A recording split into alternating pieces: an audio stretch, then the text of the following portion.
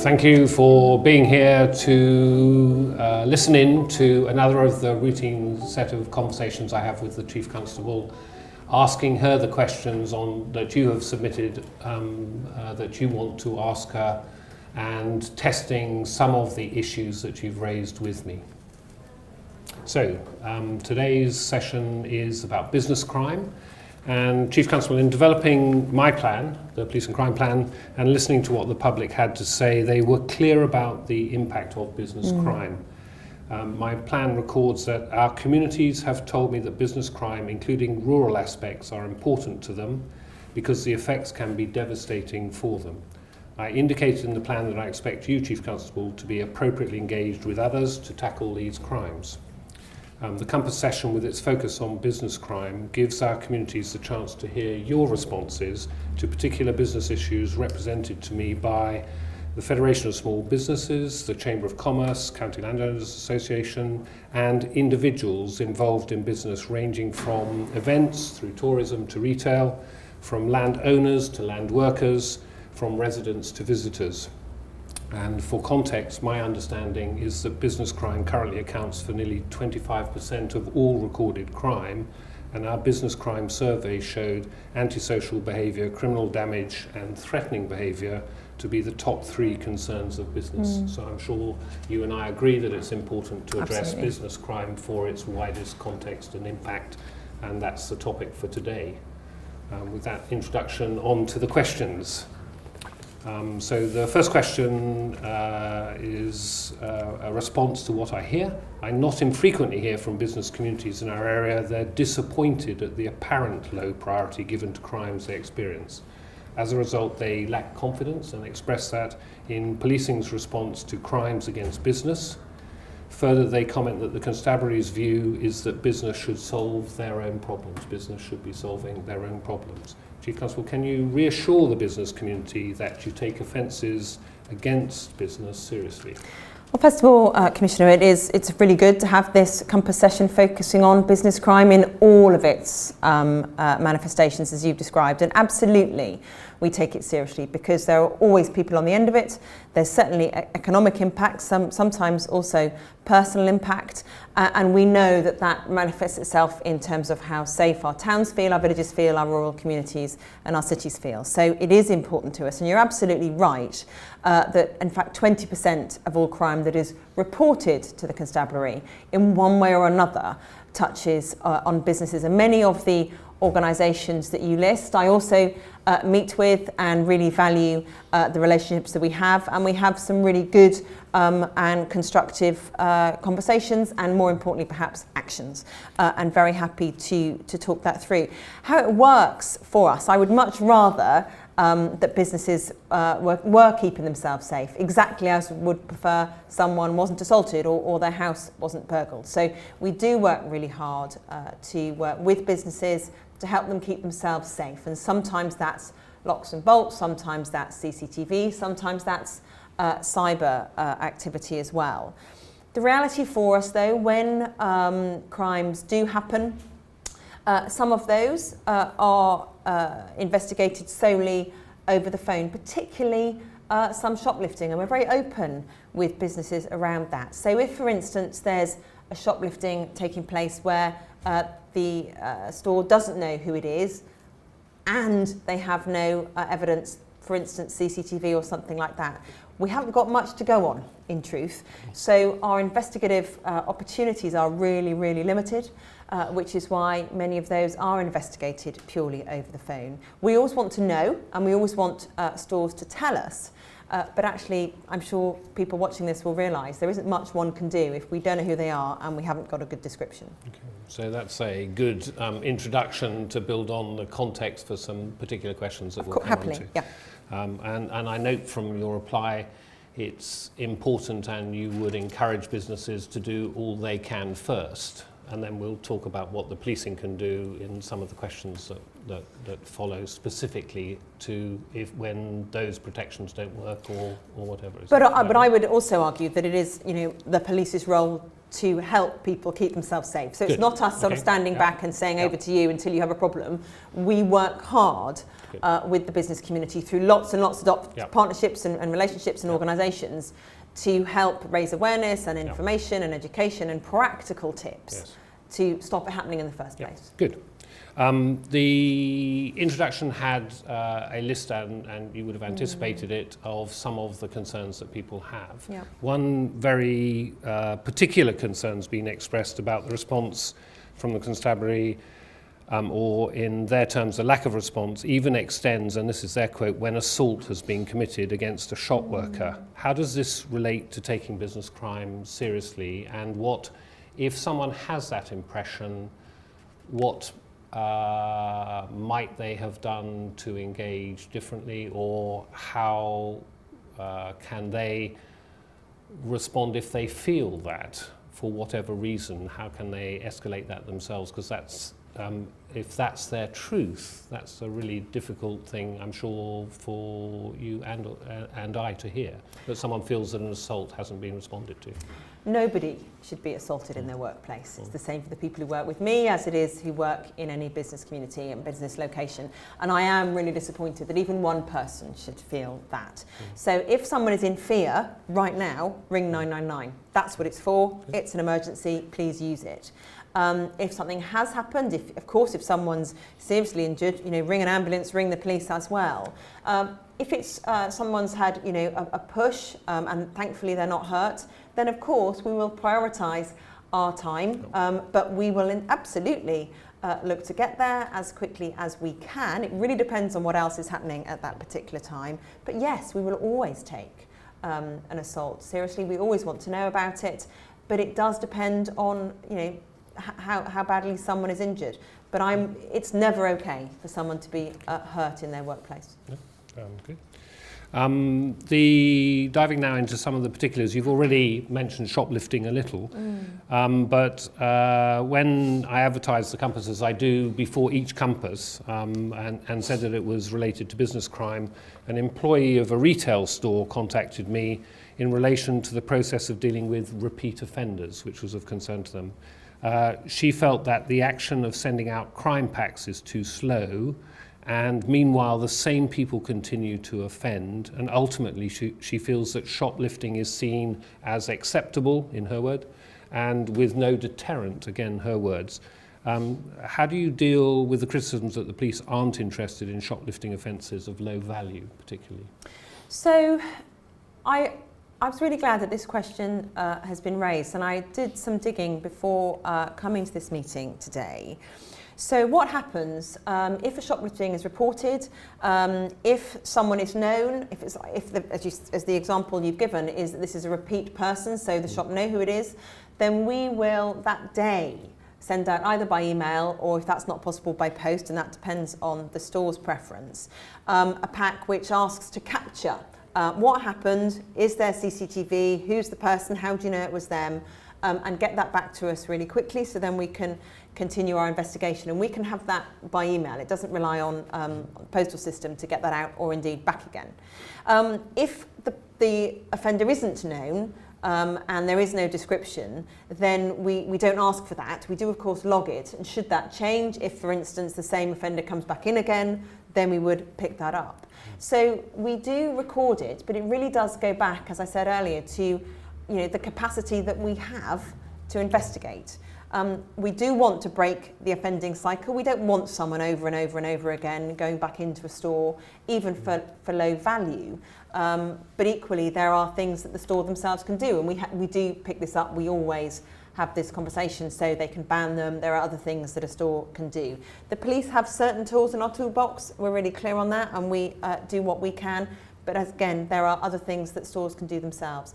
But we don't investigate to the nth degree every low-cost shoplifting, but we are really clear with people when they report them to us. I don't want it happening any more than they do, but I do cut the cloth that I have in terms of officers and time that they have. Is there anything topical? Again, this comes out of a number of submissions to me in advance of this session, about the press advertising, reinforcing an explosion of shoplifting, and entering a discussion of, because of the pressures on policing at the moment, the ability to respond, to prevent and to set a context for it, that some people feel they have a license to do it. And is there something you can do to reassure businesses, but also to be clear that those who may think it's a crime that won't be pursued, that it will be? Partially. There are the realities of, and we've talked in this forum many times before, about where policing puts our energy. We put a lot of our effort into stopping things happening. So we monitor literally thousands of sex offenders. We make sure that we do an awful lot around trying to prevent serious violence, domestic abuse, and so on. And that's what, of course, the public would expect us to do. What that means, of course, in practice is that then I do need, as Chief Constable, to make decisions about what we investigate after the event. And you'll know we have as many serious sexual offences reported to us as we have house burglaries. Each and every one of both those types of crime is one too many. But I do have to make tough choices about what we can and what we can't investigate. My promise is always to be really upfront about that. My promise is always to explain to people on the phone or by email or in person, you know, what they can expect from us. It isn't always what they want. I know that. But it is absolutely, you know, I will make the very best operational decision I can according to the people I have to do the work. Okay. I've also a shorter question to ask. I'm not sure about the answer. I won't predict the answer. The three people have said to me, one from the New Forest, one from the north, and one from the centre of an urban environment, that they are minded to detain people and summons the police. The shops are, the retailers, the businesses are minded to retain, and they often feel exposed because of the length of time to respond. Do you have any advice about whether they should engage to do that, or in what circumstances, or what they should expect? So there's a couple of parts to the question on that. So clearly there is no expectation that anyone should put themselves in danger. The vast majority, though, of shoplifters are non-violent, and if asked to, you know, to stop and stay behind, will comply, and that has always been the case, and that's very much the case today. It is really down to the people working in the particular store as to make that judgment, and we help, particularly in the larger stores, who are perhaps, you know, more experienced in this, in helping them make that judgment. So it is often the case that someone is detained by the store. We've got a pilot project going on right now with all of the Asda's, the Tesco's, the Morrisons across our constabulary area, where they are able to, even though they've detained someone, to deal with it entirely themselves, and then they send us the information afterwards. But they're big setups, they're comfortable and confident in doing that, and we've worked that pilot through very carefully, and we're doing that evaluation. That's not the case for other stores, and what we would always say is tell us, and we will get there as quickly as we can. What I can't ever say is, you know, it really depends on what time of day it is and what else is going on. But if someone is detained, even if they're not violent, we will aim to get there, but we will always be really clear with someone on the phone as to how long that's going to take, and it varies enormously depending on time of day and day of the week. Okay. And another quick question. You will already know the particular place this applies to, because I asked your advice in terms of responding to the community.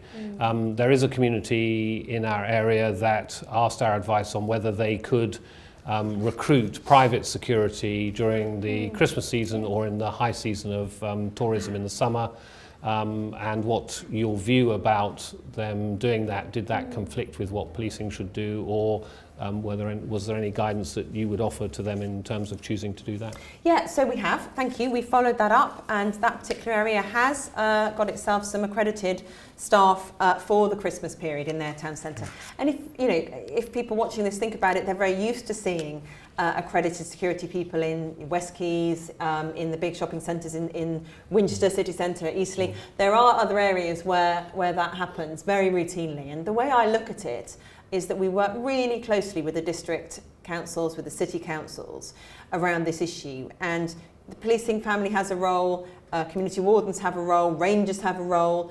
There's paid for security personnel in some of the private privately owned shopping centres. So, you know, the skill is we're all eyes and ears for one another, and we share information quickly and intelligence quickly, and that happens. So it's not a conflict, it is a further string to the bow, is the way I look at it, and we were really pleased, having given the advice to that particular town centre, that they've picked that up for this Christmas period. Good.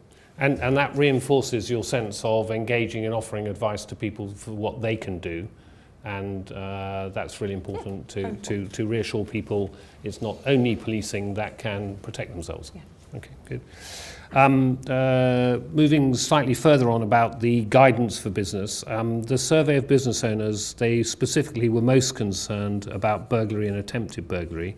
In some cases, and reinforcing the introduction you gave a few minutes ago, that business collect their own evidence, for example, through CCTV, even, and this is the bit when, with the case with the CCTV that businesses have collected and individuals have collected, this may not lead to a prosecution. Is there any guidance you can provide to support businesses to reinforce protecting themselves from being victims of crime, and then how to find evidence collection devices that might help pursue in the event of a crime? So there's already advice on the Hampshire Police website. So if one looks at the Hampshire Police website and then looks at the crime prevention side, there's advice for businesses in there. And we also do bespoke advice through all the organisations that you headlined this meeting with. So that already happens. I think we could do better at it, and I'm grateful for the challenge you're putting in, because I think we could do better, and I've asked the team to look to improve that. And we've also, very recently, I'm pleased to say, our fantastic business crime lead in the Constabulary is now going to be having national influence too. So he's going to pick up what he's learned and developed here and help a lot of the national products on things like police.uk be there at that level too, because often a lot of our businesses aren't just local, they are part of a national network, and one thing that policing needs to do is be consistent around the country. So we are looking to improve that nationally as well. But in terms of advice, you know, the fact that we gather the evidence, CCTV being a part of that where it exists, it's not always necessarily the case, though, that a prosecution would follow. There are different tests that the Crown Prosecution Service have to put in as to whether they will mount a formal prosecution through the courts, but equally there are lots of very effective out-of-court disposals that we can do. People can sign contracts in all sorts of ways to try and stop it happening again and to make reparation. Okay. In an earlier question, I was asking, and you answered a question about assault on shop workers. Yeah. Recently, there's been a spate of ram-raiding attacks against ATMs, both stealing the ATM and damaging buildings. Can I ask you to drill into that a little more on how your teams are addressing this crime against business, but also recognising the significant effect on the broader communities, sometimes of an isolated retail one-stop arrangement that is not just about the crime, but is about the disruption to a community hub? No, it is. And when this happens, I mean, this is organised crime. The people who take a plant vehicle and ram it into the side of a building to rip out an ATM, that is organised crime. That is not something that one can do lightly. You have to know what you're doing, and you have to be very bold and very organised to be able to deal with it and to move, you know, what you've stolen on quickly. So we work as part of the national law enforcement intelligence around this. So that's everything from the National Crime Agency through our own regional organised crime unit through to the Constabulary. And there is a national approach to this because people move around the country. So we can't just look at it through a very local lens. But in terms of prevention, first of all, we do work hard with a lot of the cash dispensing industry, the construction industry, as well as the rural community to try and stop the plant that can do this being stolen in the first place. So that's a big focus, because without the big vehicle to drive into the ATM, you can't get it out. So we do need to stop them being stolen in the first place, and we're focusing really hard on that. We're also have looked at where all the ATMs are around our own area and are looking to target harden. So you'll see things like bollards going up outside a cash point, and that's obviously to make it a lot harder to get a vehicle close to an ATM. So that kind of thing. We're gathering intelligence and using the national and the local intelligence. So we spin it out to our own officers, but also out to the communities and the businesses themselves, so they know what to look for and they know what kind of things to report quickly. And I'm pleased to say that now when, for instance, if a piece of plant is stolen and someone rings that in, our control room are thinking about, hang on, is someone going to be using that right now to do an ATM theft? In terms of investigation, though, when it has happened, we have dedicated people who know about this, who are linked in with the regional and the national investigators, so they're experienced and they can move really fast and effectively. And I'm really pleased to say, actually, that we had an offence quite recently in Alton, and we've got a number of suspects under live investigation, and we are liaising with the CPS about prosecuting them and hopefully bringing them to justice. It is something that comes up every month at the moment at our operational tasking meeting, so that we have a real focus on it. We're making sure we're joining up all the dots and that our investigations are getting the focus that they should. Can I ask you, we've been talking about physical crime, evident crime, but the digital environment is growing in demand and in use by criminals. Is there any specific help, advice, support that you would focus for businesses in terms of responding to cybercrime? Yes, I mean, cybercrime, as you say, is burgeoning, and we all, whether privates or businesses, need to keep ourselves safe. So we have a very well established and fantastically, has a great reputation, Cyber Protect team here in the Constabulary. One of the things they're leading on and putting a lot of effort into is working with business partners, so that we have a number of things. We have daily alerts going out through the Federation of Small Businesses, through the Chamber of Commerce and others, so that if there's a change in style and tone of online crime, that people know it there and then, they know it on that day, and that's happening very smoothly. In addition to that, we have Cyber Protect officers who give out any new kind of themes and do that on a longer term dissemination, so that we're trying to get people ahead of the kind of crime. The difficulty with cybercrime is it moves and morphs very quickly. So if we simply get used to one type, there's another one the following week. So we do try and make sure that all our businesses have got access and up-to-date information. And we also do specific campaigns, again, alongside those business communities. So things like chief exec invoice fraud, things like service call fraud, ransomware, online romance fraud. There's a whole load of themes where we can really help people to know what to look for and to ensure that they keep their businesses safe. We've also gone to a lot of conferences. Even in the last month, we've attended 4 conferences in Hampshire, just spreading the word about what's out there, what to look for, where to get advice, and that's going down really well. The final point I would add, which is relatively new, is a cybercrime awareness clinic, which is a 2-year project we started with Portsmouth University, which is about having and setting up a cybercrime awareness clinic, and then working out how that can be most effective, and then rolling that out and hopefully putting it on a longer term footing. Good, thank you. The cyber drew a significant national attention. There's now a national cybercrime agency, Yes. and that's taken a lot of public money to support it, and that joins up with the kind of local initiatives that you're talking about.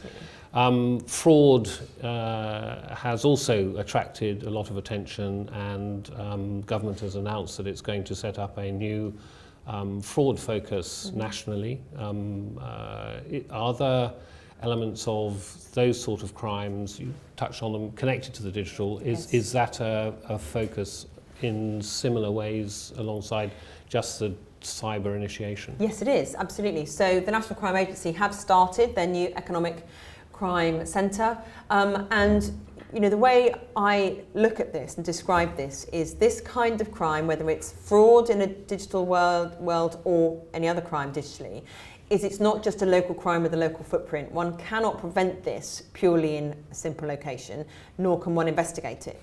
So having that route up and down through national law enforcement is absolutely the right thing to do. We're really used to doing it. It's a completely different way of working from even a few years ago, which is why one of the things I always try and get a message out on is to ask people to think about their policing in a very different way.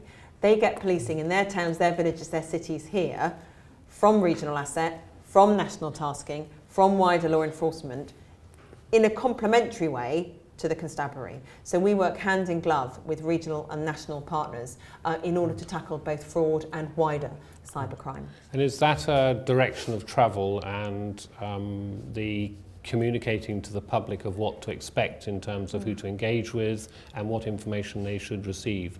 Is there a focus on communicating that so that people update their understanding of how to respond to the threats and vulnerabilities they have? So I wouldn't expect a member of the public to understand the pipe work within law enforcement. Contact the local police is for us to work through the pipe work. So I wouldn't expect people to have to worry about that. That's very clear. Excellent, good. We couldn't have a discussion about business without focusing in on the specifically rural environment. The 2018 National Rural Crime Survey found that farmers and rural-specific businesses live with and in fear of crime. That was a strong emphasis from the report. They found that 60% are either very or fairly worried about crime in the future, and 69% have experienced crime in the past 12 months. How does the constabulary support locally our rural enterprises which can be devastated by a particular crime type, such as theft of plant or livestock? You've already mentioned plant, but the livestock element of it and the specifically rural agricultural livestock, those sort of vulnerabilities, if they are. So rural crime, because of our location, Commissioner, is a core part of your police and crime plan and is very much at the heart of mine in implementing that. So those figures that came out from that survey were really shocking, and I asked for some digging to be done as a result of that, and there were some interesting things that came out of it. What I know and what partners across rural communities will say is only a third of rural crime is reported to the police anyway. I want that up, because if I know it's happening, I can spot patterns, I can ensure that we're ahead of it and stopping it happening and catching people who are. But you're right, that annual report showed for Hampshire the value had topped £1 million in terms of the harm caused, up from only the previous year of £700,000. In crime number terms, that was one more crime. So what that tells me is this is organised crime, because it's big value when it happens, and that's very much where my focus is. You'll know operationally I have a dedicated Country Watch team, very well regarded, ahead of others in the country, very much so, and we keep it there because of the nuance and the difference and the specialism that is rural crime. So we have a dedicated inspector, constable, sergeants, PCSOs, special constables who are fantastic at what they do, and in fact dedicated investigators now in the Country Watch team as well. So we do an awful lot of things. We are really focusing now on proactivity through that team. So they've got some really good intelligence gathering, good proactive skills, so they can work alongside landowners, gamekeepers, farmers, to go out and to be aware of what's going on and to get ahead of the crime before it happens. And we've had some great results on that. We've had a number of rural days of action where the Country Watch team have been joined by response colleagues, neighbourhood colleagues, roads policing colleagues, to really kind of flood an area and see what they can find. And there's been some great arrests there, and very importantly, I think, sending a message that this is not a soft place to be. Don't be in Hampshire, you'll get caught if you come here. Also done a lot of work with gamekeepers, where we've had them in a vehicle with us, and we've gone out and about to try and find those who are, as you've described, looking to steal livestock and other things. We've had an operation, a number of days of it, led by Hampshire County Council, because they lead on fly tipping. But if there's people to be caught, then the police have a part in that. And we've stopped hundreds of commercial type vehicles who may or may not have been involved in fly tipping. Again, to catch some, but also to send the message, just don't do it around here. That is organised crime on a large scale sometimes in terms of fly tipping. And we've also been looking at rural burglaries, where we've recovered actually hundreds of thousands of pounds worth of plant back from people who'd stolen it and given it back to the people whose it is. So we're on the front foot around this. There's always more we could do. I'm always wanting us to do more, but equally what we are achieving, I'm very proud of, and the Country Watch team are excellent. I'm delighted to join you in congratulating the Country Watch team for what they do, providing expertise. Yeah. And I know you and I are lockstep, side by side, in protecting that as a resource. Yes. Often when I'm out and about, I describe myself as maritime urban, which doesn't much include rural. And the challenge to me is how am I learning about it? Many of your team are not rural experienced. How are you reaching out to make sure that when the first calls come in, which sometimes the rural team have to explain, they think, things that should be clear and obvious to the call handlers, the first responders, is that something that you're focused on and have an action to deal with? Yes, it is. It's an enduring issue because there is, of course, healthy turnover in people who take initial calls, and certainly non-emergency calls. So every single new person who comes into the call handling world is briefed by the Country Watch inspector about what to look for, what it means, some of the language.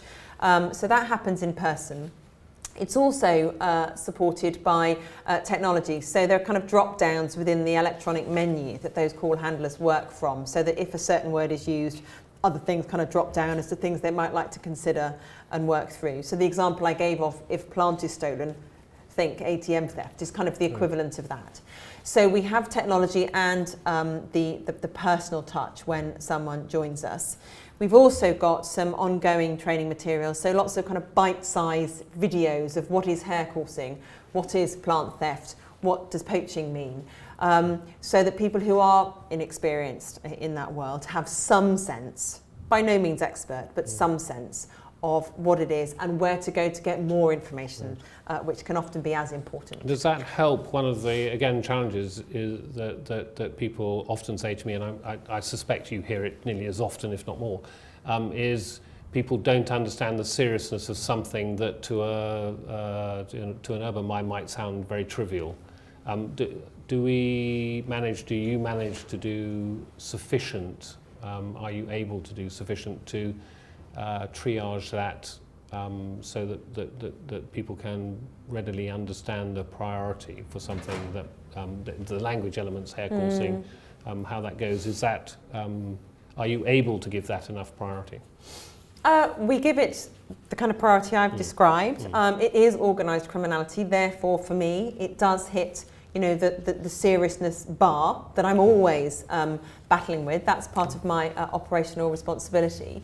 So I see it as organised crime. Preventing that is a core part of policing, and trying to mean that those who have the first contact, often with someone on the phone or online, means that people can see what they're looking at and then know what to do with it. So it's a basic level of awareness, which often means that people can know what to ask next, is often the thing to unlocking it. Okay. I'd like to move on now. Leading on from that, many users of the countryside are there for tourism, are there for sporting activities, for leisure, and there are sometimes tensions of their understanding too, but we're fortunate in this area to have many international events and inflows of significant numbers of additional people to enjoy all of that. Are we clear, and do you have advice about what people should expect in terms of policing events and personally securing their own environments? Should people who put on major events that are profitable or that are business related, should they be expecting that they're self-funding for all of the event, including security and stewarding and those sort of things? And to what extent where are the points of what policing and any policing can do and they should expect to do alongside advice you can offer? You're absolutely right. We are fortunate to live and work in a fantastic area that people want to come to, and we have hundreds of events, particularly in the summer, but not exclusively so, across our area, and particularly football is a battle rhythm in the winter months, most months I think. So we have about 800 events that are of scale one way or another, but they vary enormously from a local fete through to a major festival. So about 800 in this year. To give you some sense of that though, fewer than 5% of those 800 have any kind of deliberate additional policing footprint. So the vast majority, and some of the relatively big ones actually, have no dedicated policing footprint. And some of those, for instance, Southampton Pride this year, huge event, and the police are part of the Safety Advisory Group, which is a partnership accountable group for approving the plans that an organiser has, and actually had no dedicated policing at all, because it was stewarded really well, and that was absorbed by the organisers themselves, which is great. And it's a real shift from how major events were even a few years ago. So of those 800, there's literally 1%, so fewer than 10, have any significant policing footprint, and that's things like Boomtown and that kind of event. So that's, if you like, the festivals. There's always football, and they are risk assessed depending on what the intelligence says. So depending on who's coming to play, depends on the policing response and the policing planning.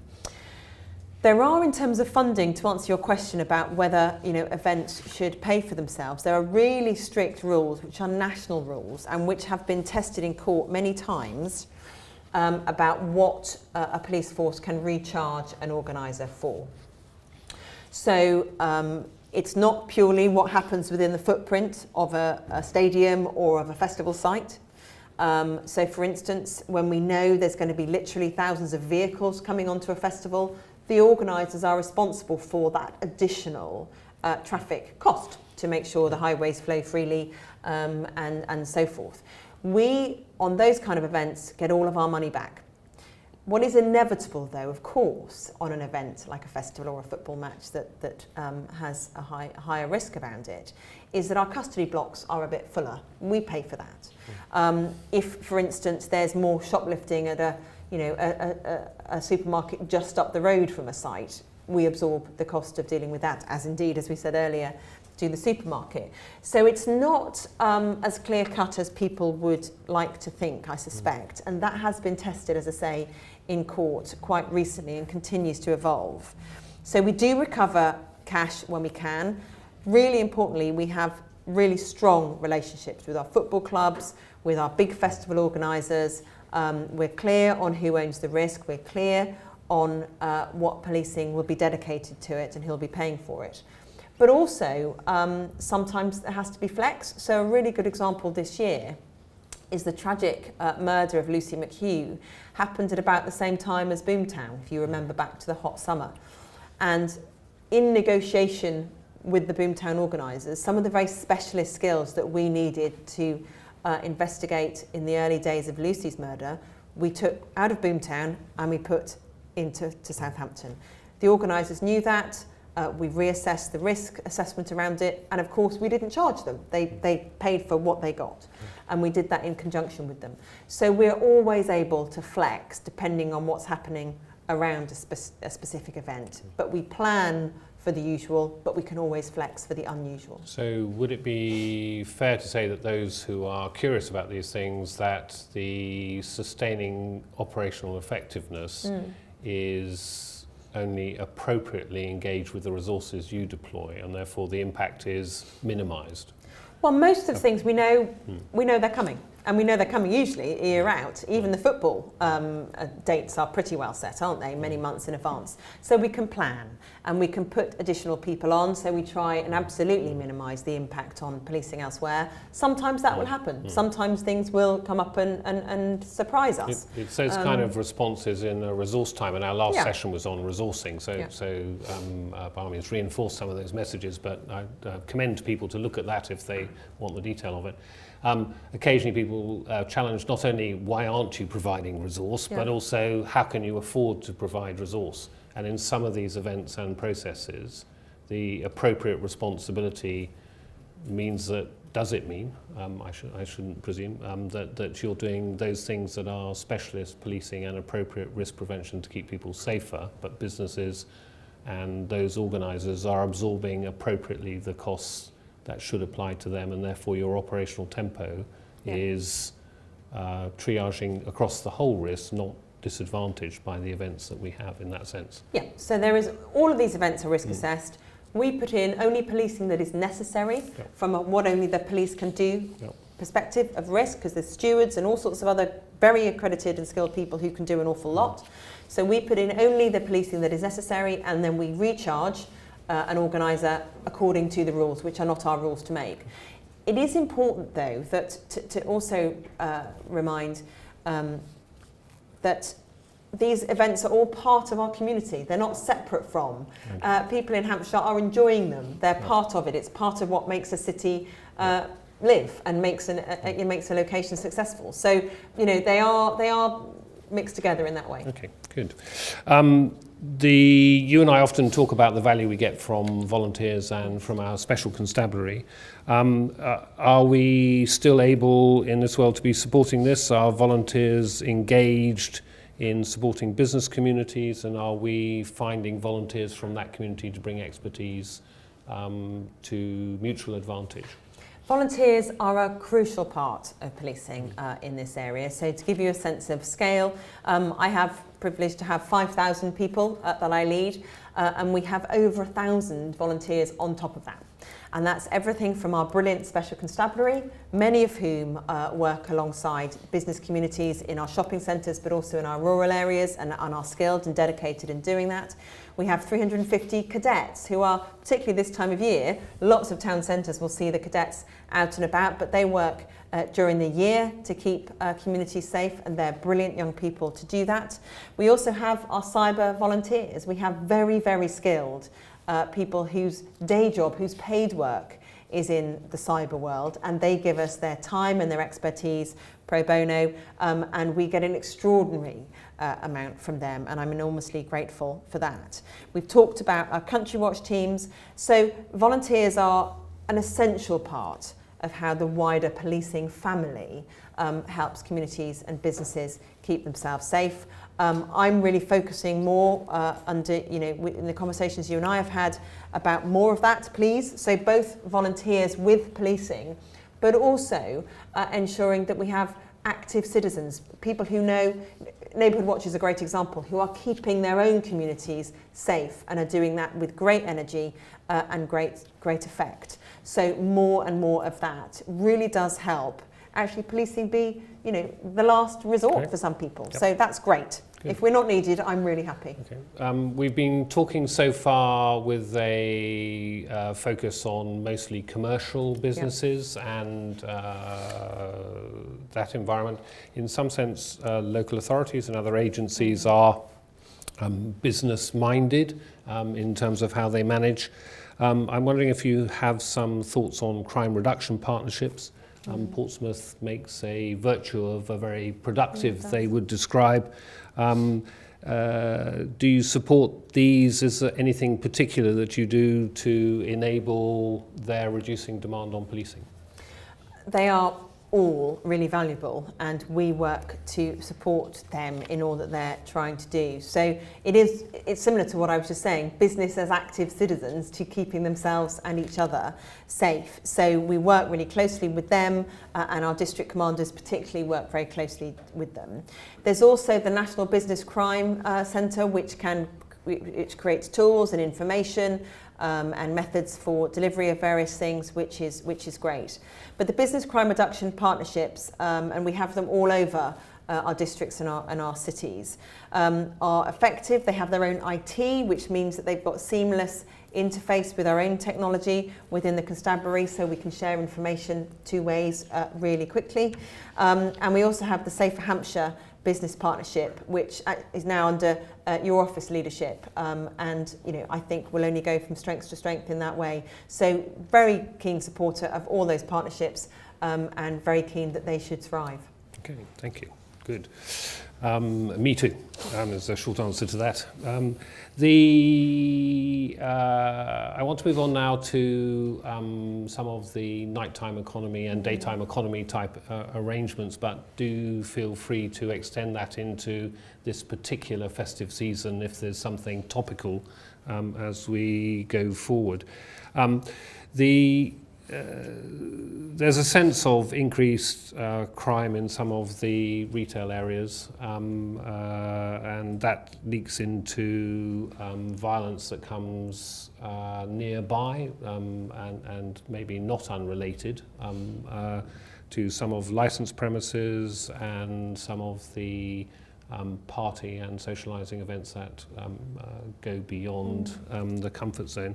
Is there anything in that environment that you would particularly want to encourage businesses about, or to identify what they can do to help themselves and what policing can do for them in advice? So I think the first thing to reassure businesses on is that, licensed premises, alcohol licensed premises, which are, largely overseen by local authorities, and the police have a role in that, of course, are held really tightly in this constabulary area across all of our cities and the counties and the districts. So, that is a very, very tight ship. If anyone veers outside of their licensing conditions, it is picked up very quickly, and temporary bans move swiftly thereafter. So it's a good system, it works well. And in fact, people who are out and about in our towns and cities, I think, will reflect back on how it feels now compared to how it felt even a few years ago.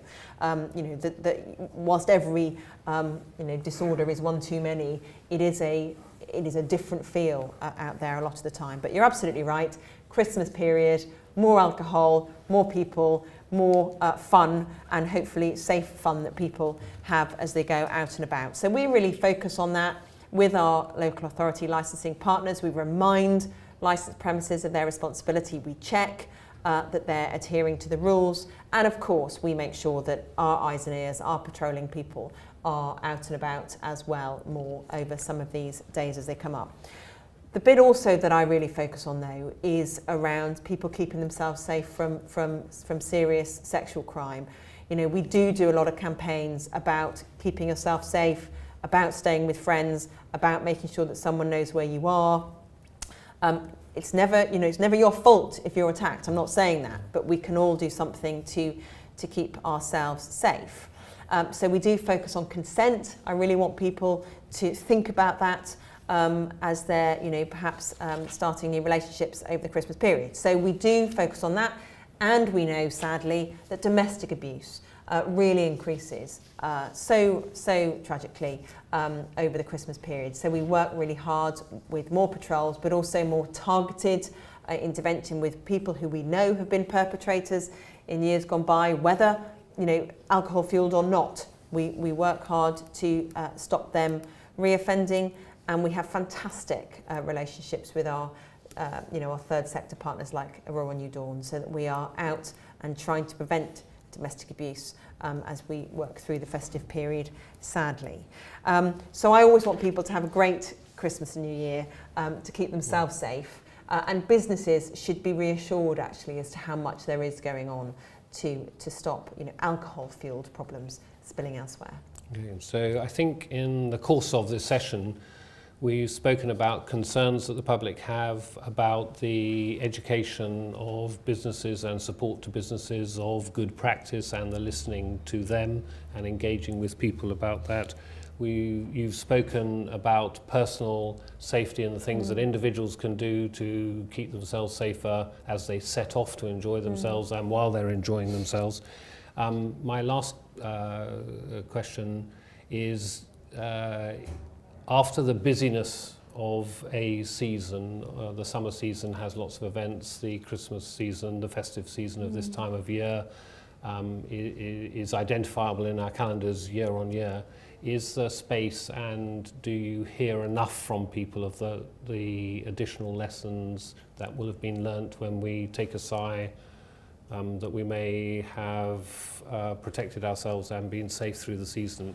Do you hear enough from businesses in a evidence gathering base, in a feedback basis of how well things have gone, as well as I'm sure you hear if anything goes wrong?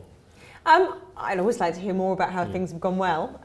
So we do get that, but that feedback tends to come quite rightly and appropriately at the very local level, and I'm really glad that happens. I know that's picked up by neighbourhood officers, I know it's picked up by neighbourhood inspectors, but always glad to hear more. Good, okay, thank you very much. And I hope you found good advice and an understanding of the Chief Constable's approach to business crime.